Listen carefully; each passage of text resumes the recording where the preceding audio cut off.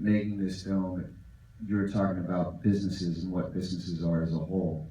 You know, when Tower closed, there were a lot of people, say, our age, mid-30s, whatever, that were maybe sort of burnt out, you know, by the way things had, you know, by the state of affairs by that point, the high, you know, prices and all that stuff that we talk about at the end of the film.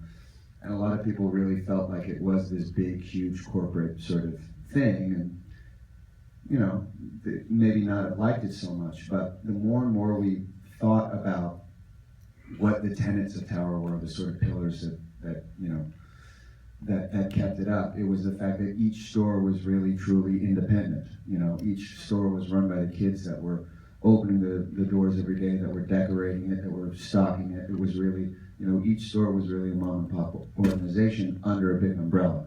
So I would say that Amoeba definitely falls under that category too. I mean, there's only 3 of them, so. Right.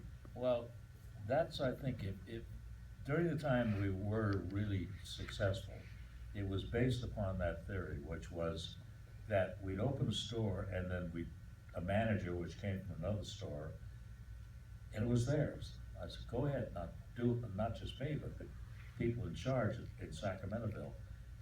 We said, just go ahead, it's your store, run it the way you think is right. Put the stuff in here that you believe is right for this store now.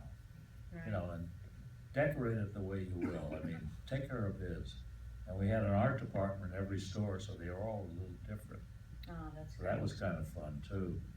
Hey, Colin and Sean, how did you guys get Elton John, Bruce Springsteen, Dave Grohl, and who else? Were there other people that were part of it, and how did that come about? Patience, a lot of patience. A lot of patience. I was very cognizant of the fact that I didn't want the film to, I didn't want the first 3 minutes of the film to be a whole bunch of famous people telling you why Tower Records was important. Mhm. I'm saying it's important because I'm making a film about it. And so I was very strategic in the asks.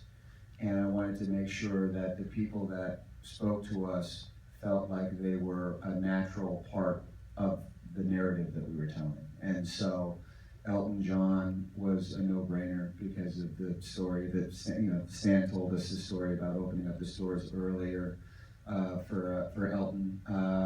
Dave Grohl, I knew that he was a clerk, so I said that's a twofer. We can be very economic there. I can get a famous talking head, but I can also have someone talking about his experiences. Bruce Springsteen is just someone you'd want to try and get in your documentary. But we did talk to, and David Geffen as well, obviously, because of the other Stan Rowan story. There were some other artists that we talked to that were also very strategically placed in an overall arc that we thought we were going to go to. But we ended up cutting that out because it didn't necessarily fit what the narrative really needed to be once we got into the editing room. Yeah, makes sense. But